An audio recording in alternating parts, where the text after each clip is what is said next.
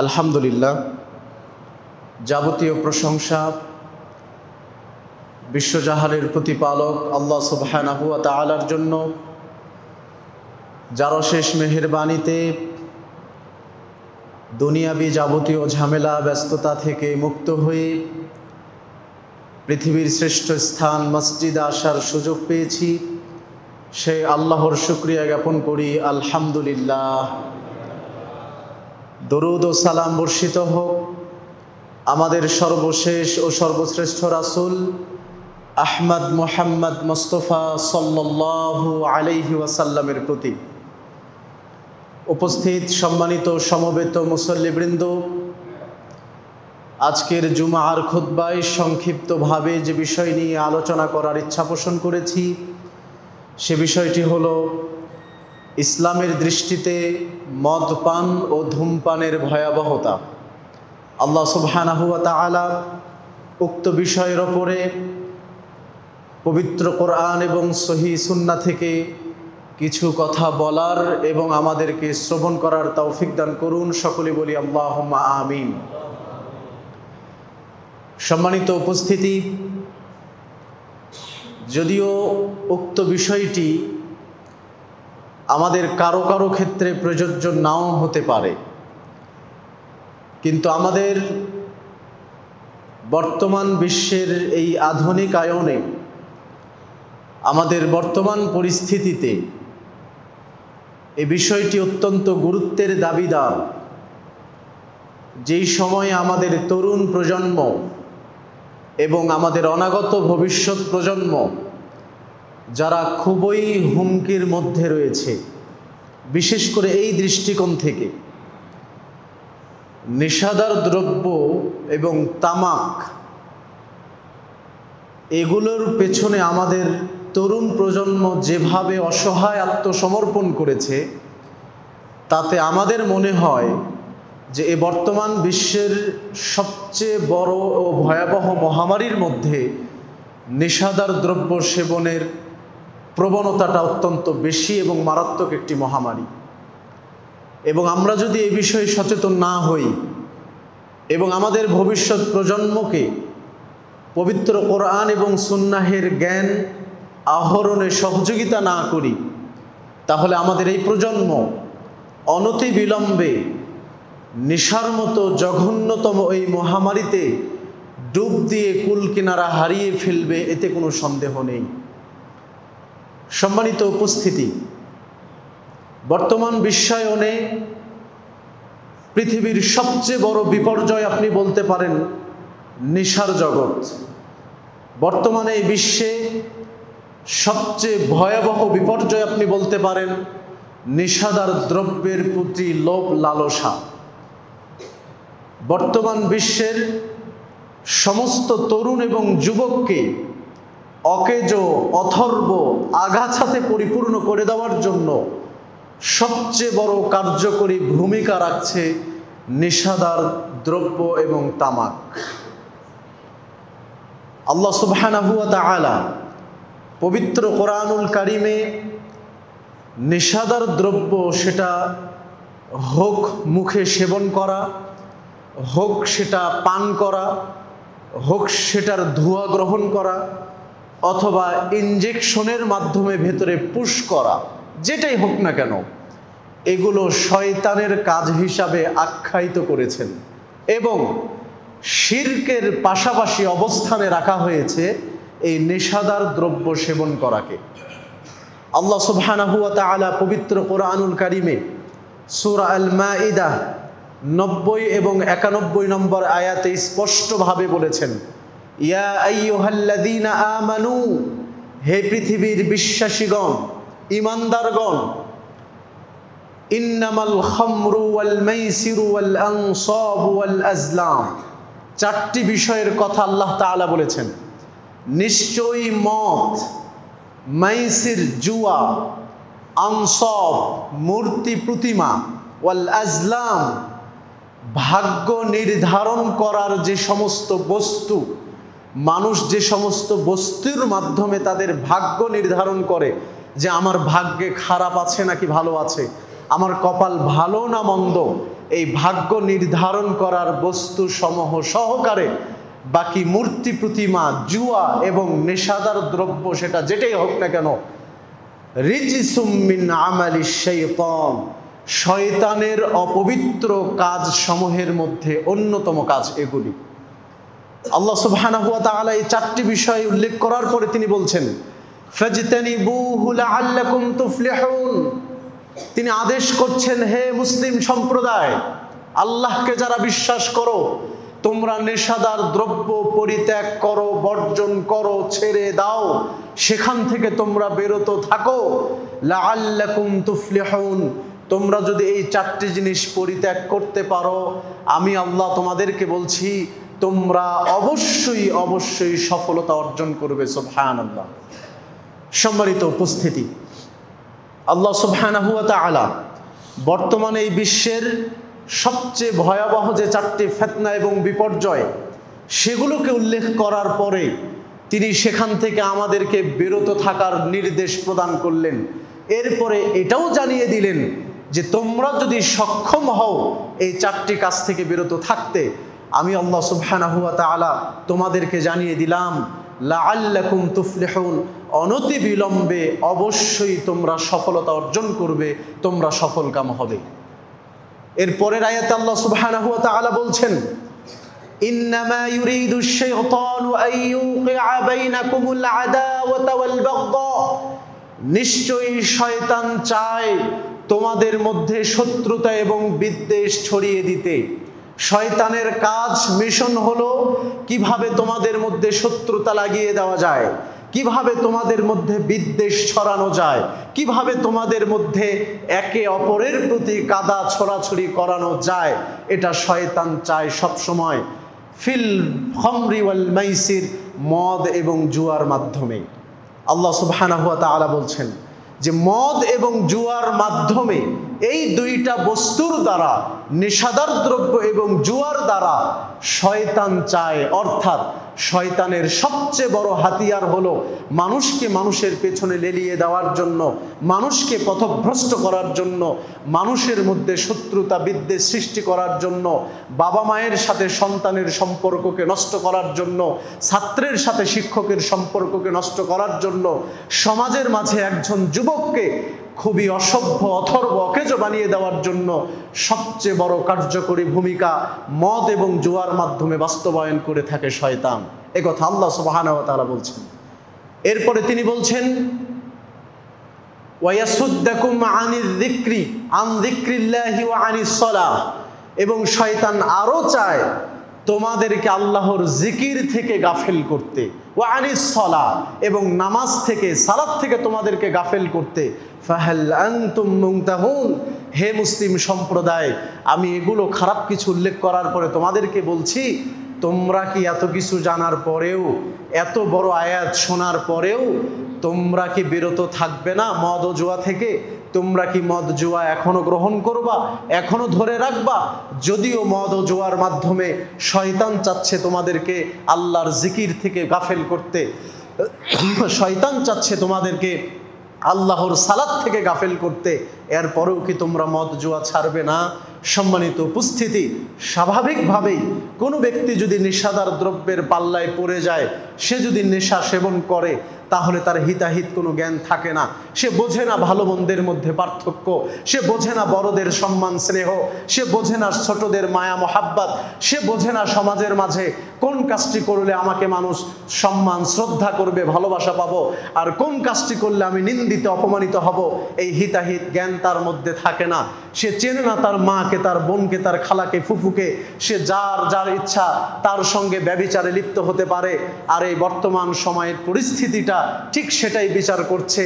এবং যে সমস্ত স্বামীরা নেশাদার দ্রব্য সেবন করে, তারাও ঠিক দিনের মধ্যে কতবার যে তাদের স্ত্রীকে তালাক দেয়, আবার ওই স্ত্রীর সাথে সহবাসে লিপ্ত হয়ে ব্যভিচারের মতো গুনাহকে অর্জন করছে। এগুলোর হিতাহিত জ্ঞান একজন নেশাদার দ্রব্য পানকারী, একজন মাতাল, অসভ্য, অথর্ব আগাছার মধ্যে কখনো জন্মাবে না। এর মাধ্যমে মানুষ সালাত থেকে গাফেল হয়ে যাবে, আল্লাহর স্মরণ থেকে গাফেল হয়ে যাবে, মানুষ মানুষের মধ্যে বিদ্বেষ, শত্রুতা সৃষ্টি করবে।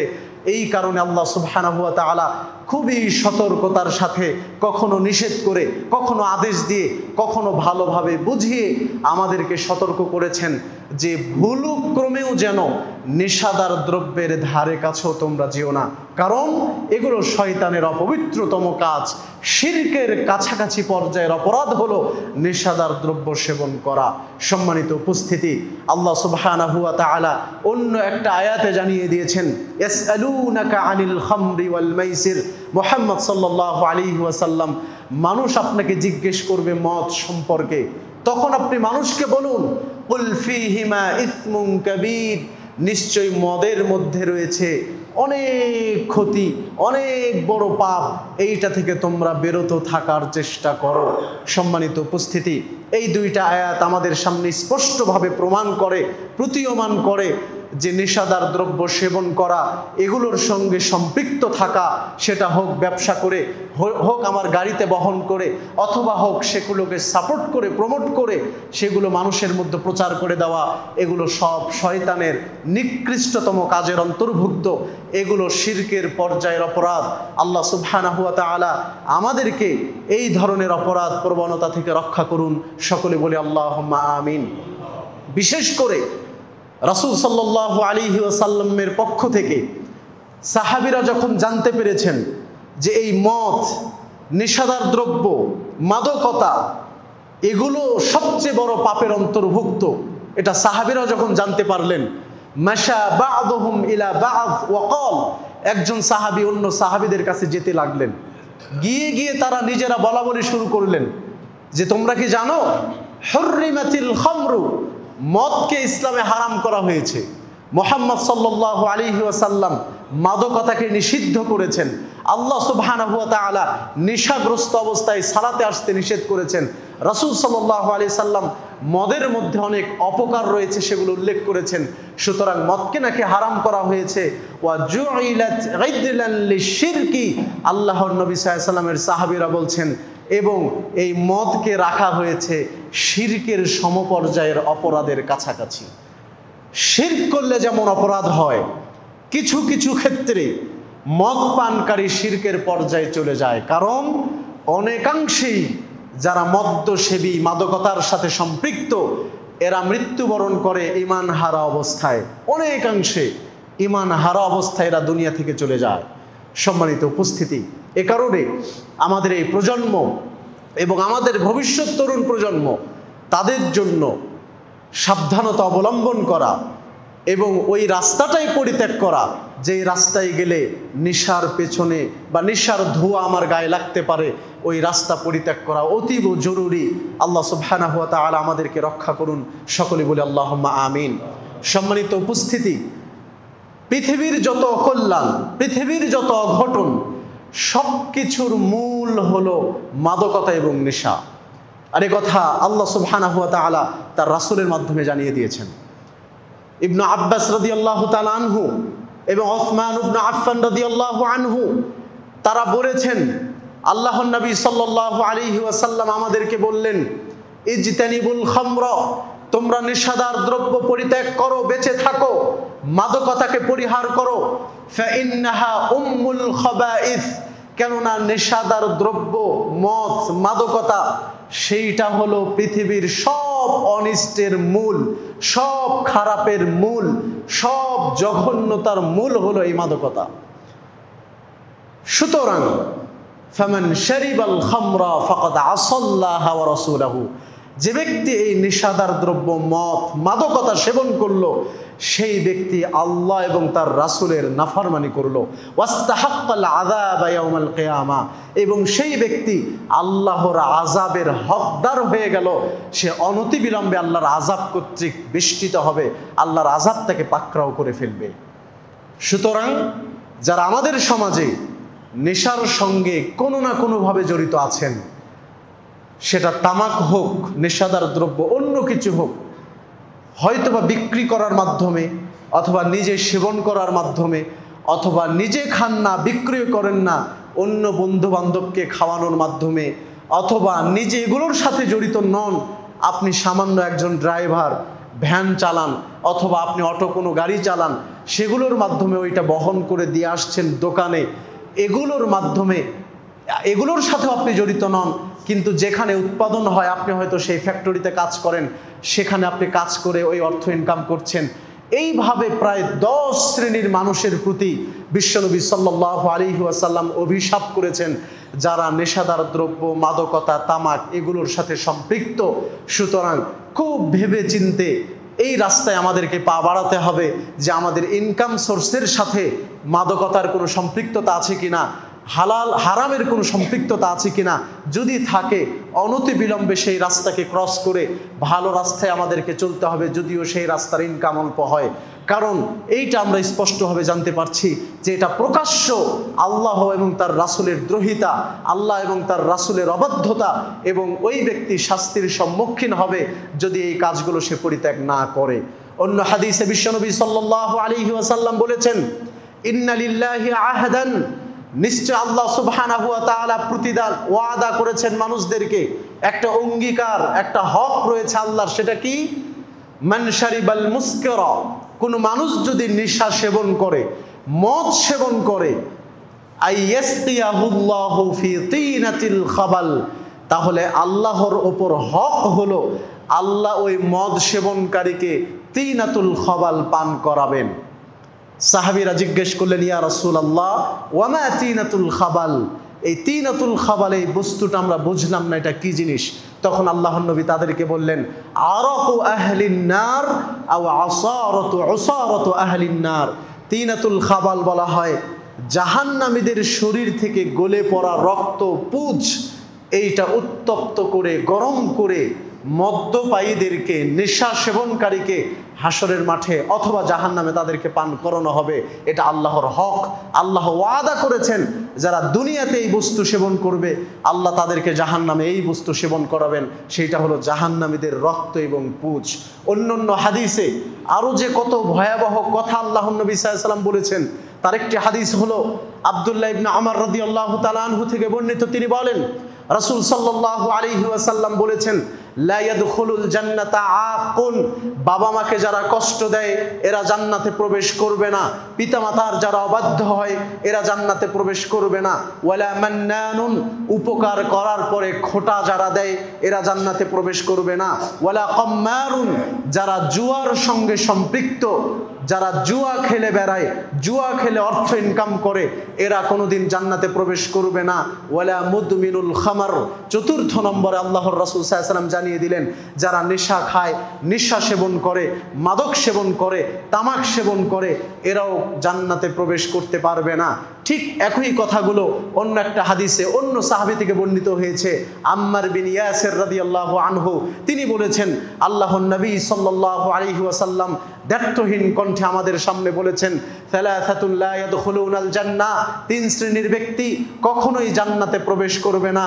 তার মধ্যে এক শ্রেণী হলো আবাদান আদ-দায়ুস, যারা তাদের পরিবারে বেপরদার সুযোগ সুবিধা দান করে, স্ত্রী সন্তান কন্যারা বেপরদা হয়ে ঘোরাফেরা করবে, এইটা পিতা কোনো দোষ মনে করে না এবং পিতা সেইটাকে প্রমোট করে। পিতা ওই বেপরদা অবস্থায় ঘোরার প্রতি সহযোগিতা করে, টাকা পয়সা দেয়, বাহিরে যাওয়ার জন্য উৎসাহ প্রদান করে। এই পিতাকে আল্লাহর নবী দায়ুস বলেছেন, এরা জান্নাতে প্রবেশ করবে না। 2 নম্বর, ওয়ার রাজুলাতু মিনান নিসা, যেই সমস্ত নারী পুরুষের বেশ ধারণ করে, যেটা বর্তমান সমাজে আমাদের অধিকাংশ মা বোনদেরকে দেখা যায়, যেই পোশাক, যেই প্যান্ট, যেই গেঞ্জিগুলো পুরুষদের পরার কথা বা যেই ধরনের ভঙ্গিমাগুলো পুরুষদের থাকা দরকার, সেই স্টাইল, সেই ভঙ্গিমাগুলো নারীরা গ্রহণ করে পুরুষের সাদৃশ্যতা গ্রহণ করছে।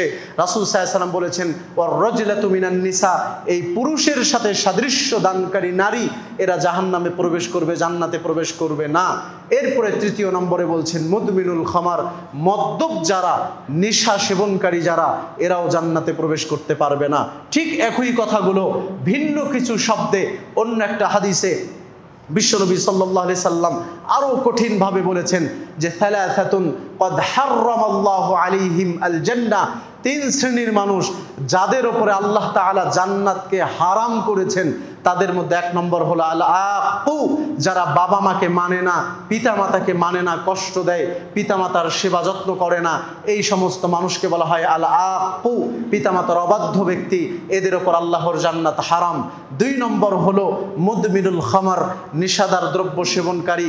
আর তিন নম্বর হলো আদ-দায়ুস আল্লাযী ইউকিররু ফি আহলিহিল খাবাস, যেই দায়ুস, যেই পিতা, যেই ভাই অথবা যেই অভিভাবক তার পরিবারের মধ্যে বেহায়াই সুযোগ দান করে, বেপরদার সুযোগ দান করে, অনৈসলামিক কালচারের সুযোগ দান করে, পরিবারের মা এবং বোন, স্ত্রী, কন্যা, সন্তানদেরকে বেপরদা অবস্থায় রাস্তায় চলতে উৎসাহ প্রদান করে, এই পুরুষকে বলা হয় দায়ুস। এই তিন শ্রেণী ব্যক্তির ওপরে আল্লাহ সুবহানাহু ওয়া তাআলা তার জান্নাতকে হারাম করেছেন। অন্য একটা হাদিসে ভিন্ন কিছু শব্দে আল্লাহর নবী আবারও একই কথাগুলো আরও বলেছেন যে সালাসাতুল লা তাদখুলুল জান্নাতা, তিন শ্রেণীর ব্যক্তি কখনোই জান্নাতে প্রবেশ করবে না। তার মধ্যে এক নম্বর হলো মুদমিনুল খামার, নিশাদার দ্রব্য সেবনকারী। দুই নম্বর হলো কাতিউর রাহিম, আত্মীয়তার বন্ধনকে ছিন্নকারী। আর তিন নম্বর হলো মুসাদ্দিকুম বিস-সিহরি, জাদুতে বিশ্বাসী, অর্থাৎ জাদুর মাধ্যমে যারা মানুষের ক্ষতি করার চেষ্টা করে, কালো জাদু করে, কালো জাদুর মাধ্যমে যারা মানুষদেরকে ক্ষতি করার চেষ্টা করে, মানুষদেরকে কব্জ করে নেওয়ার চেষ্টা করে, মানুষদেরকে খুন এবং হত্যা করে ফেলছে, এই ধরনের ব্যক্তিদেরকে বলা হয় মুসাদ্দিকুম বিস-সিহর, যারা জাদুতে বিশ্বাসী, জাদুর মাধ্যমে ক্ষতি করার চেষ্টা করে। এই সমস্ত ব্যক্তিরাও জান্নাতে প্রবেশ করবে না মর্মে আল্লাহর নবী সাল্লাল্লাহু আলাইহি সাল্লাম একাধিক হাদিস বর্ণনা করেছেন। সম্মানিত উপস্থিতি, এই চারটা হাদিস স্পষ্টভাবে প্রমাণ করছে যে যারা মদ সেবনকারী, যারা জুয়া খেলে এবং জুয়ার প্রতি উৎসাহ দানকারী, জুয়াকে প্রমোটকারী এবং এর পেছনে সহযোগিতাকারী, এবং যারা অনুদান দেওয়ার পরে, উপকার করার পরে খোঁটা দেয়, এগুলো আবার তাকে বলে বলে কষ্ট দান করে, এরপরে পিতামাতার অবাধ্য ব্যক্তি, পরিবারে বেহায়ার সুযোগ দানকারী পুরুষ, এবং জাদু করে মানুষের ক্ষতিকারী ব্যক্তি, এবং আত্মীয়তার সম্পর্ক ছিন্নকারী ব্যক্তি, এদের জন্য টোটালি যেটা ফাইনাল কথা আল্লাহর নবী সাল্লাল্লাহু আলাইহি সাল্লাম বলেছেন যে এরা কখনো জান্নাতে প্রবেশ করবে না। এদের জন্য আল্লাহ সুবহানাহু ওয়া তাআলা তার জান্নাতকে হারাম করেছেন। কোনোদিন যদি আল্লাহ দয়া মায়া করে তাকে জান্নাত দেন তাহলে সে প্রবেশ করতে পারে, অন্যথায় এই ব্যক্তিদের জন্য আল্লাহ সুবহানাহু ওয়া তাআলা জান্নাতকে নিষিদ্ধ করেছেন, হারাম ঘোষণা করেছেন। এবং অপর একটি হাদিসে মদ সেবনকারীদের জন্য আরও ভয়াবহ কিছু কথা উল্লেখ করা আছে। অনেক মানুষ আছে যারা মদ সেবন করছে, বিড়ি সিগারেট তামাক সেবন করছে, আমাদের মাঝে এসে আবার সালাতে দাঁড়াচ্ছে এবং আমাদের মাঝে এসে সালাত আদায় করার চেষ্টা করছে। তাদের জন্য বিশ্বনবী সাল্লাল্লাহু আলাইহি সাল্লাম বলে গেছেন, ইবনু মাজার একটি হাদিস, মান শারিবাল খামরা ফাসাকিরা, যারা নেশাদার দ্রব্য সেবন করে, মদ পান করে, অথঃপর মাতাল হয়ে যায়, নেশাগ্রস্ত হয়ে যায়, তার স্বাভাবিক বিবেককে সে হারিয়ে ফেলে, এরপরে ফামাতা ফাহুয়া ফি আহলিন নার, সে যদি মারা যায় ওই অবস্থায় তাহলে সে জাহান্নামে প্রবেশ করবে। ওয়াতাবা তাবাল্লাহু আলাইহি, যদি মদ পান করেছে, ভুল বুঝতে পারে, আল্লাহর কাছে তওবা করে, আল্লাহ তাআলা তাকে ক্ষমা করে দিবেন। ওয়াইন আদা, মদ পান করে তওবা করেছে, কিছুদিন পর আবারও ফিরে এসে মদ পান করেছে, এমতো অবস্থায় ফাসাকিরা, আবার নেশাগ্রস্ত হয়ে মাতাল হয়েছে, ওয়াইন মাতা দাখালান নার, এই অবস্থায় মারা গেলে আবারও সে জাহান্নামে চলে যাবে। ওয়াইন তাবা তাবাল্লাহু আলাইহি, আল্লাহর নবী দ্বিতীয়বার বলছেন যদি সে তওবা করে তাহলে আল্লাহ তাকে ক্ষমা করে দিবেন সাথে সাথে। ওয়াইন আদা, তৃতীয়বার যদি আবারও ফিরে আসে, তওবা করে ভালো হওয়ার পরে কিছুদিন ভালো থেকে আবারও ফিরে এসে মদ পান করে, তাহলে এমন অবস্থায় যদি তওবা ছাড়া মারা যায় তাহলে সে জাহান্নামে প্রবেশ করবে। এরপরে যদি সে তওবা করে আল্লাহ তাকে মাফ করবে। এরপরে চতুর্থবারে এসে আল্লাহর নবী সাল্লাল্লাহু আলাইহি সাল্লাম বলেছেন ফাইন আদা, যদি সে আবারও ফিরে এসে চতুর্থবার তওবা করার পরেও মদ্যপান করলো, নেশা সেবন করলো, মাতাল হয়ে গেল, তাহলে এই অবস্থায় মারা গেলে সে তো জাহান্নামে যাবেই, পাশাপাশি আইয়াসকিয়াহুল্লাহু মিন রাদাগাতিল খাবাল, আল্লাহ নবী সাল্লাল্লাহু আলাইহি ওয়াসাল্লাম তাকে রদগতুল খবাল, একটা আরবি শব্দ, এটা পান করাবেন। এই মর্মে সাহাবীদেরকে বললেন।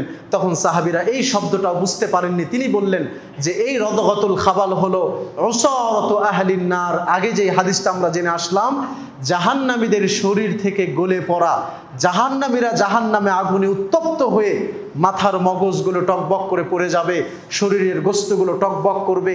এই যে তাদের শরীর থেকে যে গলে পড়া রক্ত এবং পুঁজ, এইটাকে আরো দ্বিগুণ উত্তপ্ত করে মদ্যপানকারীদেরকে, মাদক সেবীদেরকে আল্লাহ সুবহানাহু ওয়া তাআলা শাস্তি স্বরূপ, মদ পান করার শাস্তি স্বরূপ, পরিণাম স্বরূপ তাদেরকে জাহান্নামে এইটা পান করাবেন মর্মে এই হাদিসে বলা হচ্ছে।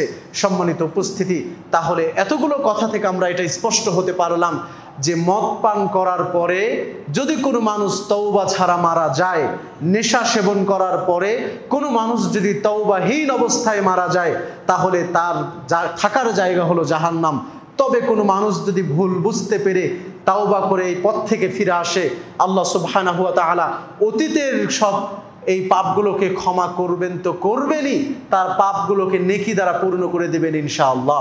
পাশাপাশি সে যদি বারংবার ফিরে আসে, একবার, দুইবার, তিনবার, চারবার, চতুর্থবার এসে তার তাওবা আর কবুল করা হবে না।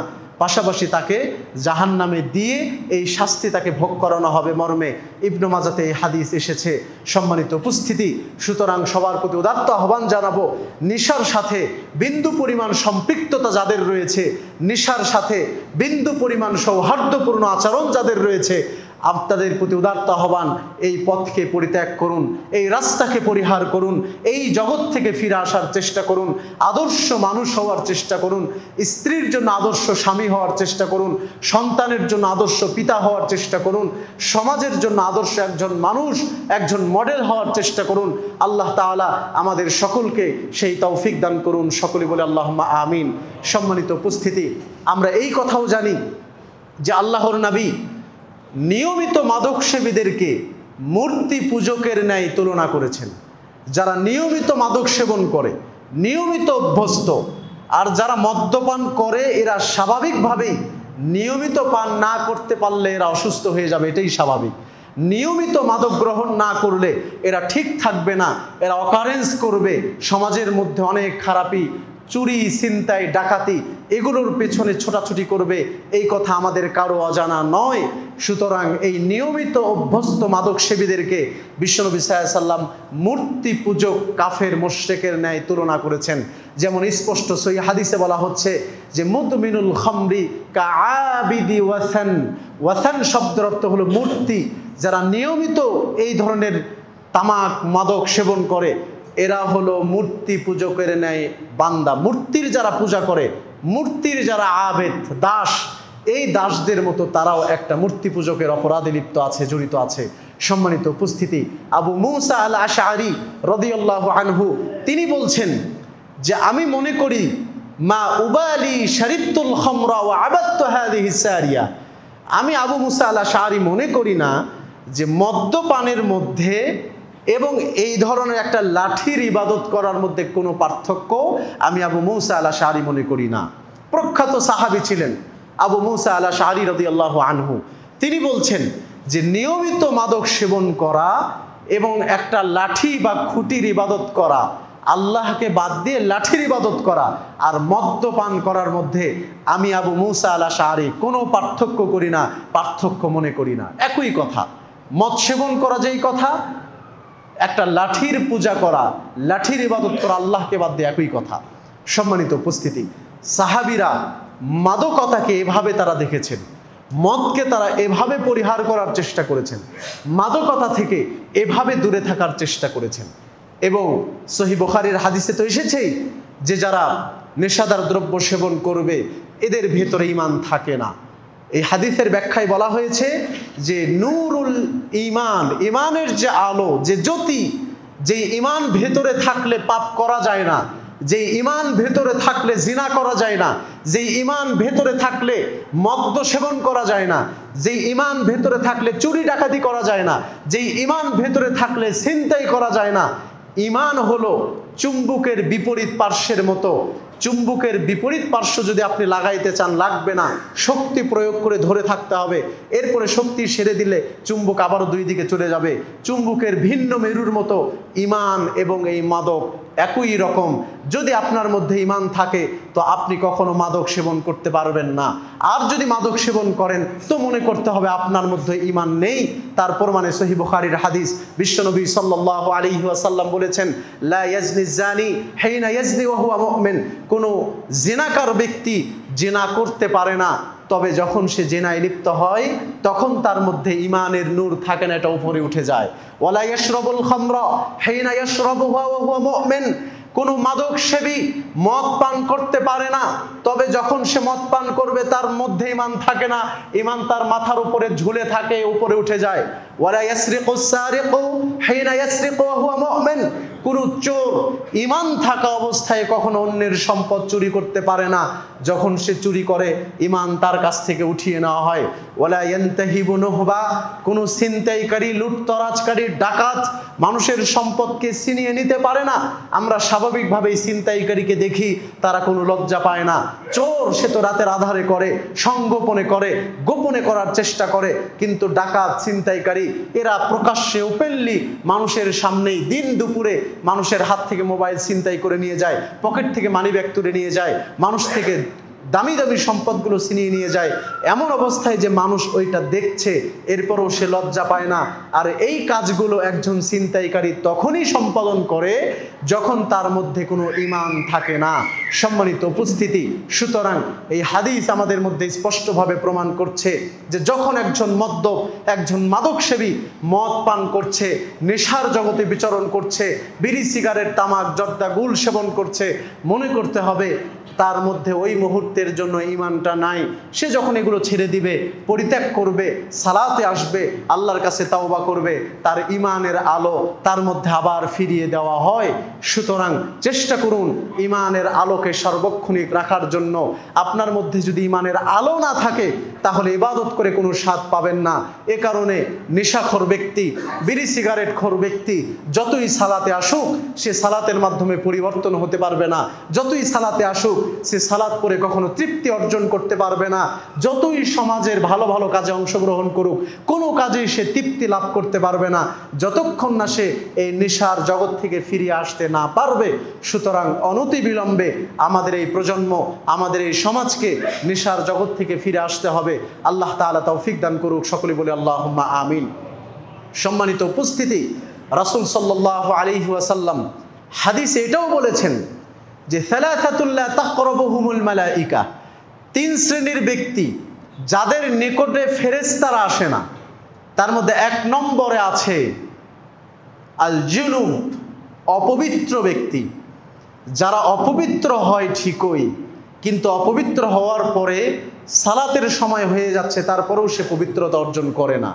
আমাদের অনেক স্বামী স্ত্রী এমন রয়েছে, আমাদের অনেক ব্যক্তিরা এমন রয়েছে, সালাতের সময় পার হয়ে যাচ্ছে, দীর্ঘ সময় চলে যাচ্ছে, কিন্তু সে পবিত্রতা অর্জন করছে না। সে অপবিত্র অবস্থায় থেকে গেছে, সে অপবিত্র অবস্থায় দিনাতিপাত করছে। এই ধরনের জুনুবি অপবিত্র ব্যক্তি যে দিনের অধিকাংশ সময় অপবিত্র অবস্থায় কাটায়, সে যদি একটু রাতে ঘুমাতে চায় সে এমনি ঘুমিয়ে পড়ে, ওযুও করে রাখে না। এই ধরনের অপবিত্র ব্যক্তি রাসূল সাল্লাল্লাহু আলাইহি ওয়াসাল্লাম বলেছেন লা তাকরাবুহুমুল মালাইকা, রহমতের ফেরেশতারা তাদের নিকটবর্তী হতে পারে না, হয় না। দুই নম্বর আস-সাকরান, মদ্যপ ব্যক্তি, মাতাল ব্যক্তি যারা, নেশাগ্রস্ত ব্যক্তি যারা, এদের নিকটবর্তী ফেরেশতারা হয় না। আর তিন নম্বর ওয়াল মুতাযাম্মিখু বিল খলুক, এক ধরনের সুগন্ধি আছে, সেই সুগন্ধি এইটা যদি কোনো মানুষ ব্যবহার করে তো তার নিকটেও ফেরেশতা আসে না। রেশম বস্তুর মতো একটা সুগন্ধি, সেটা অত্যাধিক ব্যবহারের ফলে মানুষের কাছে ফেরেশতা আসে না। সম্মানিত উপস্থিতি, এই তিন শ্রেণীর ব্যক্তি তাদের নিকটে ফেরেশতা নিকটবর্তী হতে পারে না। তার মধ্যে অন্যতম হলো সাকরান, যারা নেশাগ্রস্ত, মাদক সেবন করে, তামাক, জর্দা, গুল এগুলো সেবন করে। এগুলো থেকে আমাদেরকে বিরত থাকতে হবে। বিশেষ করে অনেক ভাই আছেন যে বিড়ি সিগারেট খাচ্ছেন, সালাতে চলে আসছেন, সালাত পড়ছেন, যে এটা ভালো কথা, কিন্তু আপনার এই হাদিসটা স্মরণ রাখা দরকার। আল্লাহর নবী সাল্লাল্লাহু আলাইহি ওয়াসাল্লাম বলেছেন মান আকালা সাওমান আও বাসালান, কোনো মানুষ যদি পেঁয়াজ এবং রসুন খায়, কাঁচা পেঁয়াজ, কাঁচা রসুন রান্না করা ছাড়া সেটাতে দুর্গন্ধ থাকে, এইটা যদি কোনো মানুষ খায়, ফালা ইয়াতাজিলনা ওয়ালা ইয়াতাজিল মসজিদানা, সে যেন আমাদের মাঝে না আসে, আমাদের মসজিদে না আসে, কারণ এর মাধ্যমে মানুষ কষ্ট পায়। সালাতে দাঁড়ালে মানুষের কাছে ফেরেশতারা নিকটবর্তী হয়, তাহলে এই সময়ে রসুন এবং পেঁয়াজের গন্ধ পেয়ে ফেরেশতা কষ্ট পাবে, আপনার পাশের মুসল্লি কষ্ট পাবে। এ কারণে আল্লাহর নবী কাঁচা পেঁয়াজ এবং রসুন খাওয়া ব্যক্তিকে ব্রাশ না করে, মুখ ধৌত না করে, পরিষ্কার না করে মসজিদে আসতে, মুসলিমদের মাঝে আসতে নিষেধ করেছেন। এটা একটা হালাল খাদ্য এর পরেও। তাহলে বিড়ি, সিগারেট, তামাক, জর্দা, গুল এগুলো তো হারাম, এগুলো খাওয়ার পরেও আপনি মসজিদে চলে আসছেন, এসে আপনি ফেরেশতাদেরকে কিভাবে আপনি জবাবদিহিতা করবেন যে এই যে ফেরেশতাদেরকে আপনি কষ্ট দিচ্ছেন, পাশাপাশি আপনি আপনার পাশের মুসল্লিকে কষ্ট দিচ্ছেন, এর মাধ্যমে আপনি দুনিয়া এবং আখিরাতের কল্যাণ থেকে বঞ্চিত হচ্ছেন।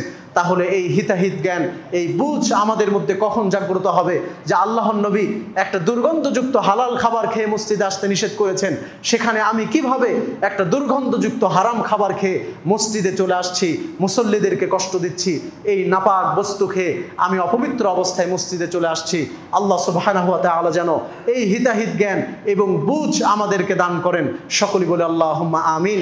রাসূল সাল্লাল্লাহু আলাইহি ওয়াসাল্লাম বলেছেন, ইযাস্তাহাল্লাত উম্মতি খামসান, যখন আমার এই উম্মাত পাঁচটা বিষয়কে হালাল করে নিবে, ফাআলাইহিমুদ দামার, তখন তাদের ধ্বংস অনিবার্য হয়ে যাবে।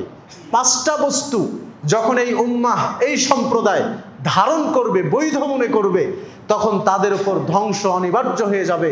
সময়ের ব্যাপার ধ্বংস হতে।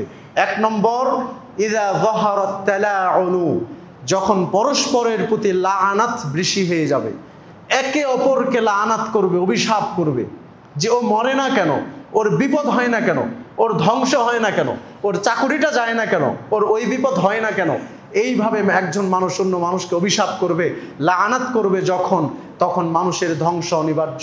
2, ইযা শারিবুল খামুর, যখন মানুষ মদ সেবন করবে, মাদকতাকে হালাল মনে করবে, কোনো বিবেচনা করবে না, মনেই করবে না যেটা একটা অপরাধ, নির্দ্বিধায় নিঃসংকোচে মদ সেবন করবে, তখন মানুষের ধ্বংস অনিবার্য।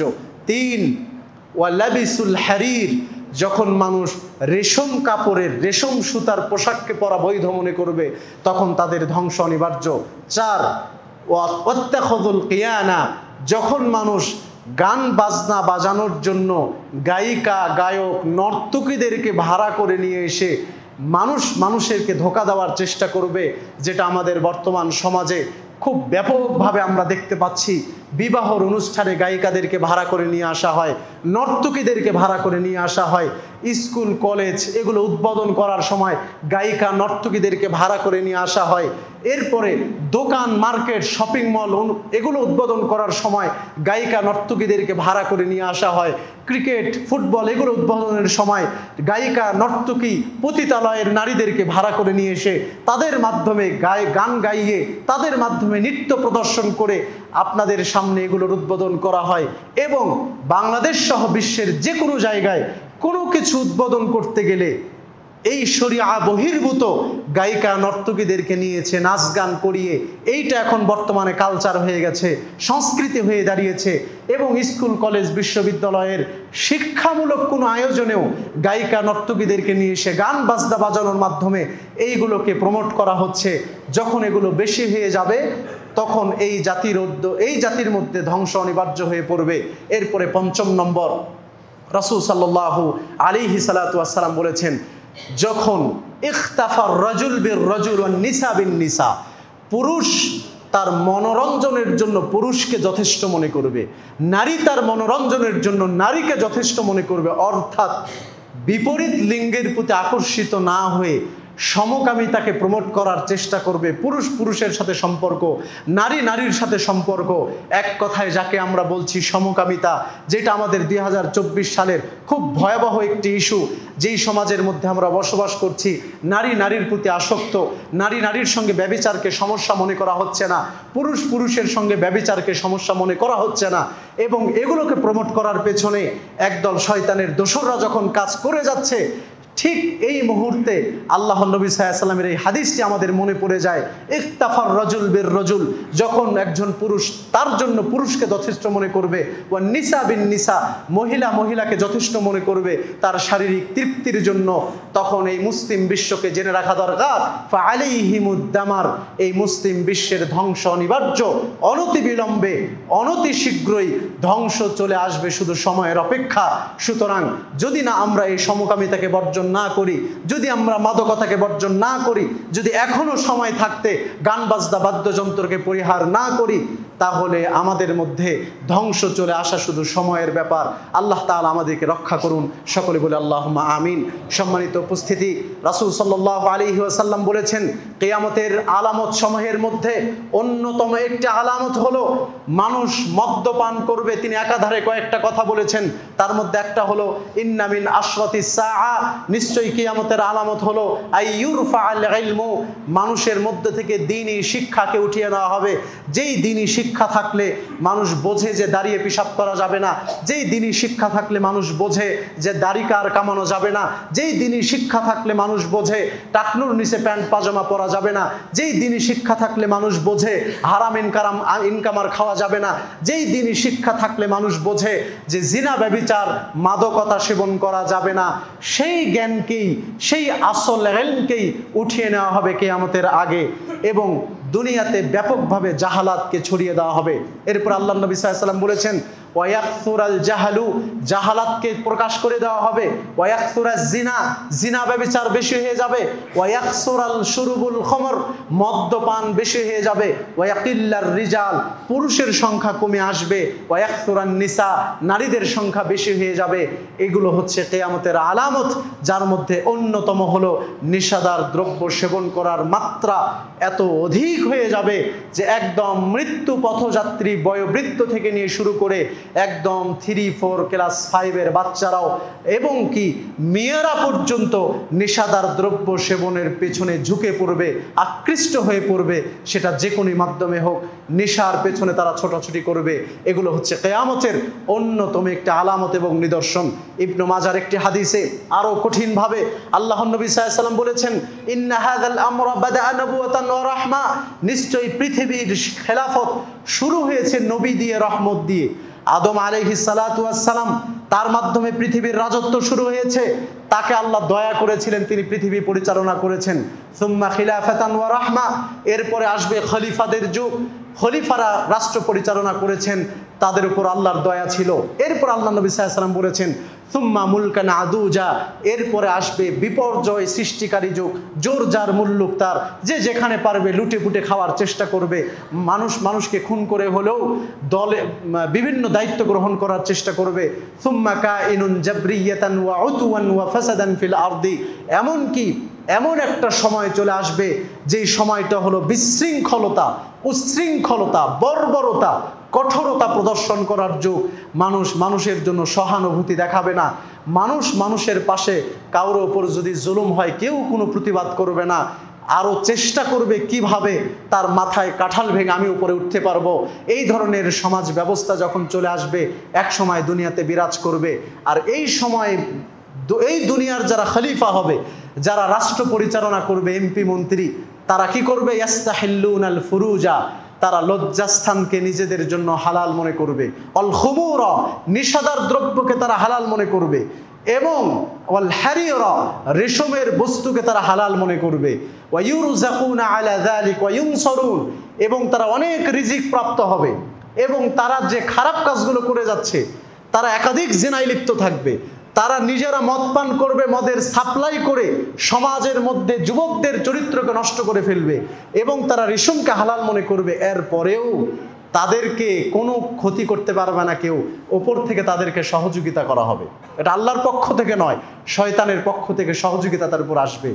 হাত্তা ইয়ালকুল্লাহ, এটা কিয়ামত পর্যন্ত দুনিয়াটা এভাবে চলতেই থাকবে।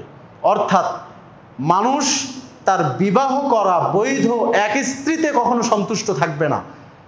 মানুষ চেষ্টা করবে কিভাবে পরকীয়াতে লিপ্ত হওয়া যায়, অন্য নারীর প্রতি কিভাবে আসক্ত হওয়া যায়, নিজের বৈধ স্ত্রী থাকার পরেও একাধিক নারীর সাথে কিভাবে ব্যভিচারে লিপ্ত হওয়া যায়, এ ধরনের টেন্ডেন্সি, প্রবণতা মানুষ ভেতরে লালন করবে, যেটাকে আমরা সোজা বাংলা কথায় পরকীয়া বলে থাকি। ঠিক নারীরাও তার ব্যতিক্রম। স্বামী ব্যতীত অন্যান্য পুরুষদের সাথে কিভাবে সম্পর্ক রাখা যাবে, মিষ্টি মিষ্টি কথা বলা যাবে, এ ধরনের প্রবঞ্চনায় তারাই লিপ্ত হয়ে যাচ্ছে। পাশাপাশি মাদকতা এবং রেশম এগুলোকে হালাল করে দেওয়া হচ্ছে বর্তমানে। আল্লাহ নবী সাল্লাল্লাহু আলাইহি ওয়াসাল্লাম বলেছেন, এমন একটা সময় দুনিয়াতে চলে আসবে, ইস্তাহিল্লুনাল হিরা ওয়াল হারির আল খামর আল মাআজিব, দুনিয়াতে মদ, গান বাজনা এগুলোকে মানুষ হালাল মনে করে নেবে। এগুলোতে যে অপরাধ, এগুলো যে খারাপ কাজ, এগুলো মানুষ কখনো মনে করবে না। মানুষের হিতাহিত জ্ঞান, মানুষের বিবেক বুদ্ধি এতটাই লোপ পাবে যে এগুলো মানুষ পাপ না মনে করে এগুলো করতে থাকবে। সম্মানিত উপস্থিতি, সুতরাং পরিস্থিতি কত ভয়াবহ, পরিস্থিতি কতটা জঘন্যতম, এমনকি লা ইয়াশরাবান্না নাসুম মিন উম্মতি আল খামরা ইউসাম্মুনাহা বিগাইরি ইসমিহা, মানুষ যে মদ পান করবে এগুলোর ভিন্ন ভিন্ন নামকরণ করে, কখনো নাম দিবে ফ্যান্সিডিল, কখনো নাম দিবে হিরোইন, কখনো আবার নাম ইয়াবাহা, কখনো নাম আফিম, কখনো নাম আবার অন্য। এই নামগুলো দিবে, কিন্তু প্রকৃত সবগুলোই হলো মদ। এগুলো সবগুলোই কিন্তু নেশা, যেগুলো খেলে আপনার মাথা বিকৃত হয়ে যাবে, আপনার হিতাহিত জ্ঞান থাকবে না। কিন্তু বিভিন্ন দেখবেন নামে ছড়িয়ে ছিটিয়ে আছে আমাদের সমাজে। কেউ বলবে না যে এটা মদ, বলবে যে এটা আফিম, বলবে যে এটা হিরোইন, বলবে যে এটা কি শ্যাম্পেইন, কেউ বলবে যে এটা অন্য ধরনের একটা পদার্থ ইয়াবাহা, কেউ বলবে এটা অন্যান্য কিছু। কিন্তু মূল কথা হলো এটা হলো মদ, মাদকতা। এইটা সেবন করবে, নাম দিবে ভিন্ন ভিন্ন নাম, এবং তার পাশাপাশি ইউযাফু আলা রুউসিহিম আল মুগান্নিয়াত ওয়াল মাআজিফ। পৃথিবী যখন ধ্বংসের দ্বার প্রান্তে চলে যাবে, ওই সময়ে যারা পৃথিবীতে নেতৃত্ব দিবে, যারা এমপি, মন্ত্রী, চেয়ারম্যান, এদেরকে সম্মান করা হবে গান বাজনা নায়িকার মাধ্যমে। অর্থাৎ এরা যদি কোনো এলাকায় আসে, তো ওই এলাকায় গায়িকা ভাড়া করে নিয়ে এসে তাদেরকে সংবর্ধনা জানানো হবে, গান বাজিয়ে তাদেরকে সংবর্ধনা জানানো হবে। মানে নেতাকর্মীদের চরিত্রটাও এত নিচে নেমে যাবে যে পতিতালয়ের আরেক চরিত্রহীনার মাধ্যমে তাকে সম্মান জানানো হবে, সেলুট জানানো হবে, তাকে অভ্যর্থনা স্বাগত জানানো হবে। পৃথিবীর অবস্থা নিচে নামতে নামতে এত নিচে নেমে যাবে যে আল্লাহ নবী সাল্লাল্লাহু আলাইহি ওয়াসাল্লাম এইভাবে এই কথাগুলো আমাদের জন্য বলে গেছেন। সম্মানিত উপস্থিতি, আজকের আলোচনার সর্বশেষ হাদিস বিশ্বনবী সাল্লাল্লাহু আলাইহি ওয়াসাল্লাম থেকে বর্ণনা করেছেন প্রখ্যাত একজন সাহাবী মুআয ইবনে জাবাল রাদিয়াল্লাহু আনহু। তিনি বলছেন, আওসানি রাসূলুল্লাহ সাল্লাল্লাহু আলাইহি ওয়াসাল্লাম বিআশরি কালিমাত, আল্লাহর নবী সাল্লাল্লাহু আলাইহি সাল্লাম আমাকে 10টি বাক্য মুখস্থ করিয়েছেন, আমাকে ওসিয়ত করেছেন। 10টি ওসিয়ত নামা আমাকে বলে গেছেন যে তুমি এগুলো কখনো করবে না। তার মধ্যে 1 নম্বর ছিল লা তুশরিক বিল্লাহ ওয়া ইন কুতিলতা ওয়া হুররিকতা, তোমাকে যদি কেটে টুকরো টুকরো করা হয়, তোমাকে যদি আগুনে পুড়িয়ে ফেলে হত্যা করা হয়, এরপরেও তুমি কখনো আল্লাহর সাথে কাউকে শরীক করবা না, আল্লাহর ইবাদতে তুমি অন্য কাউকে অংশীদার স্থাপন করবা না। এইটা তোমার প্রতি আমার প্রথম ওসিয়ত। 2 নম্বর, ওয়ালা তাউক্কান্না ওয়ালিদাইকা ওয়া ইন আমারাকা আন তাখরুজা মিন আহলিকা ওয়া মালিক, যদি তোমার পিতামাতা তোমাকে বলে আজকে এই মুহূর্তে আমার বাড়ি থেকে তুমি চলে যাও, আমার বাড়ি থেকে তুমি চলে যাও, তোমাকে আমি কোনো সম্পদ দেব না। পিতামাতা দোষী হতে পারে, কিন্তু সন্তানের অধিকার নাই ওই পিতামাতার সঙ্গে খারাপ আচরণ করা, পিতামাতার অবাধ্য হওয়া, পিতামাতাকে কষ্ট দেওয়া। তৎক্ষণাৎ তুমি বাড়ি ছেড়ে চলে যাও, এরপরও পিতামাতার অবাধ্য হয়ে বা তাদেরকে কষ্ট দিয়ে কোনো কথা এবং কাজে লিপ্ত হইও না। 3 নম্বর, ওয়ালা তাতরুকান্না সালাতাম মাকতুবাতাম মুতাআম্মিদা, মুআয বিন জাবাল, তুমি ইচ্ছাকৃতভাবে ফরজ সালাত ত্যাগ করো না, ইচ্ছাকৃতভাবে 1 ওয়াক্ত ফরজ সালাত তুমি ত্যাগ করো না। কেননা ফাইন্নাহা মান তারাকা মুতাআম্মিদান, কোনো ব্যক্তি যদি 1 ওয়াক্ত সালাত ইচ্ছা করে ছেড়ে দেয়, ত্যাগ করে, তাহলে তার ওপর থেকে আল্লাহ তার দায়িত্বই উঠিয়ে নেন। আল্লাহ তার উপর আর কোনো দায়িত্ব রাখেন না, জিম্মেদারি রাখেন না, আল্লাহ জিম্মেদারিকে উঠিয়ে নেন। 4 নম্বরে, যেটা আজকের আলোচনার সাথে সম্পৃক্ত, আল্লাহ রাসূল সাল্লাল্লাহু আলাইহি ওয়াসাল্লাম বললেন, ওয়ালা তাশরাবান্না খামরান ফাইন্নাহা রাসু কুল্লি ফাহিশা, তুমি নেশা সেবন করো না। এত বড় একজন সাহাবী, সম্ভব হনাই নাই নেশা সেবন করার, এরপর আল্লাহ নবী স্পেশালভাবে তাকে ওসিয়ত করেছেন যে নেশাদার দ্রব্য সেবন করো না, মাদক সেবন করো না। তো এত বড় সাহাবী, যার সম্ভাবনাই নাই মদ সেবন করার, তাকে আল্লাহর নবী যদি এই মদ থেকে বিরত থাকার বিষয়ে ওসিয়ত করেন, তাহলে আমরা কেন যারা মদ পান করে না, বা এই প্রজন্মের জন্য নেশাদার দ্রব্যের কথা আমরা বলবো না, কেন আমরা তাদেরকে সতর্ক করব না? কেন এই প্রজন্মকে আমরা সতর্ক করব না যে আল্লাহর নবী নেশাদার দ্রব্যের বিষয়ে এই কথাগুলো বলে গেছেন? সুতরাং এই নেশাদার দ্রব্য থেকে আমাদেরকে ফিরে আসতে হবে। এরপরে 5 নম্বরে আল্লাহর নবী সাল্লাল্লাহু আলাইহি ওয়াসাল্লাম বলেছেন, ওয়াইন আসাবান নাস মাউতানুন, যদি মানুষের মধ্যে মহামারী চলে আসে, মহামারীতে মানুষ মারা যাচ্ছে, তুমি অবস্থায় আছো, তাহলে এই অবস্থায় ওই স্থান ত্যাগ করে তুমি অন্য জায়গায় যেও না। ওয়া ইয়াকা ওয়াল ফিরার মিনাজ জাহাফ, যুদ্ধের মাঠ থেকে তুমি পলায়ন করো না। ওয়াইন হালাকান নাস, সব মানুষ মারা যাচ্ছে, এরপরও তুমি যুদ্ধের মাঠ থেকে, মুসলিমদের যুদ্ধের মাঠ থেকে তুমি পলায়ন করো না। এরপর আল্লাহ নবী সাল্লাল্লাহু আলাইহি ওয়াসাল্লাম বলেছেন, ওয়া ইয়াকা ওয়াল মাসিয়া, যে কোনো ধরনের পাপকে পাপ মনে করে সেখান থেকে বিরত থাকতে হবে। কেন? পাপের মাধ্যমে আল্লাহর রাগ আমাদের ওপর চওড়া হয়ে যায়, আল্লাহ আমাদের ওপর রাগান্বিত হয়ে যান, এ কারণে পাপ থেকে দূরে থাকতে হবে। এরপরে তিনি বললেন, ওয়া আনফিক আলা আয়ালিকা মিন তাওলিক, সামর্থ্যের মধ্যে থেকে স্ত্রী সন্তানের জন্য ব্যয় করতে হবে। এত ব্যয় করা যাবে না যেটা আবার অপচয় হয়ে যাবে, আবার এত কম করা যাবে না যেটা আবার কৃপণতা হয়ে যাবে। যতটুকু সামর্থ্য স্ত্রী সন্তানের জন্য ততটুকু আপনি ব্যয় করবেন। ওয়ালা তারফা আনহুম আসাকা আদাবান, আল্লাহর নবী সাল্লাল্লাহু আলাইহি ওয়াসাল্লাম এরপরে বললেন, স্ত্রী সন্তান এদের ওপর থেকে আদবের লাঠিকে উঠিয়ে নিও না। যখন তুমি তাদের ওপর থেকে আদবের লাঠি উঠিয়ে নিবে তখন তারা বেয়াদব হয়ে যাবে। সুতরাং একটা লাঠি থাকতে হবে, একটা চাবুক থাকতে হবে, যেটা দেখে তোমার অধীনস্থরা তোমাকে ভয় পাবে যে এই কাজ আমাকে করা যাবে না। সুতরাং আদব দেওয়ার লাঠি, শিষ্টাচারের লাঠি, এইটাকে উঠিয়ে নিও না।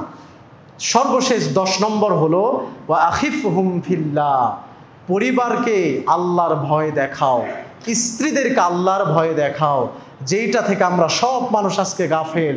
আপনার স্ত্রীর সঙ্গে কত গল্প আপনি করেন, কিন্তু আল্লাহর জাহান্নাম নিয়ে একটু গল্প করেন না, কবর নিয়ে একটু অনুশোচনা করেন না। একদিন হয় স্ত্রী স্বামীকে ছেড়ে, স্বামী স্ত্রীকে ছেড়ে চলে যাবে, পরকালে গমন করবে, এই বিষয়ে একটুও গল্প আপনি করেন না। মৃত্যুর কথা আপনারা একটুও স্মরণ করেন না। স্ত্রীকে কখনো বলেন না পর্দা করতে হবে, সালাত করতে হবে, সিয়াম পালন করতে হবে, আমি নেশা করি, এগুলো করা যাবে না। এই কাজগুলো আপনি কখনোই করেন না। সম্মানিত উপস্থিতি, সুতরাং আল্লাহর নবীর এই আদেশনামার মধ্যে একটা 10 নম্বরে ছিল যে স্ত্রী সন্তানেদেরকে আল্লাহর ভয় দেখাতে হবে। আল্লাহ কি, আল্লাহ কোন ধরনের রব, এই ভয়টা মানুষের মনে ঢুকাতে হবে, স্ত্রী সন্তানের মধ্যে ঢুকাতে হবে। সম্মানিত উপস্থিতি, আল্লাহ আমাদেরকেও এই 10টা ওসিয়া অনুযায়ী আমল করার তৌফিক দান করুন, সকলে বলে আমিন। পাশাপাশি আজকের আলোচনার শেষে এই কথাই বলতে চাই যে নেশা, মাদকতা, এটা আমাদের সমাজ এবং আমাদের সমাজের তরুণ প্রজন্মকে, আমাদের সমাজের মানুষদেরকে, যারা কাজের দক্ষতা অর্জন করে এমন যুবক শ্রেণীদেরকে ধ্বংস করে দিচ্ছে। এবং ভবিষ্যতে এই বাংলাদেশ যেই জায়গাতে যুবকদের দরকার, সেই জায়গাগুলোতে মানুষ শূন্য হয়ে পড়বে, সেই জায়গাগুলোতে মানব শূন্য হয়ে পড়বে। যেই জায়গায় যুবকদের ভূমিকা রাখা দরকার, ওই জায়গাগুলোতে যুবকের ঘাটতি পড়ে যাবে। কারণ যেই যুবক সমাজকে সংস্কার করতে পারে, যেই যুবক সমাজের হাতিয়ার, সেই যুবক যদি নেশার পাল্লায় পড়ে যায় তাহলে এর মাথা মগজ সব বিকৃত হয়ে যাবে।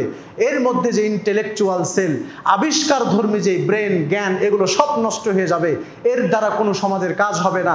সুতরাং এই তরুণ প্রজন্মকে, এই যুবক সম্প্রদায়কে রক্ষা করতে হলে আপনি পিতা হিসাবে, বড় ভাই হিসাবে, সমাজের একজন সমাজপতি হিসাবে আপনি সমাজের মানুষকে হেফাজত করার চেষ্টা করুন, তাদেরকে ফিরিয়ে নিয়ে আসুন। আল্লাহ তাআলা আমাদেরকে তৌফিক দান করুন, সকলে বলে আল্লাহুম্মা আমিন।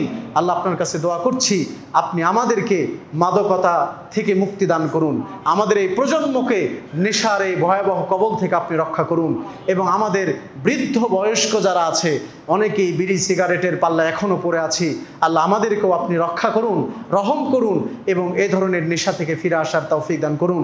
বারাকাল্লাহু লানা ওয়া লাকুম ফিল কুরআনিল আযীম ওয়া নাফা'নি ইয়্যাকুম বিল আয়াতি ওয়াজ যিকরিল হাকীম।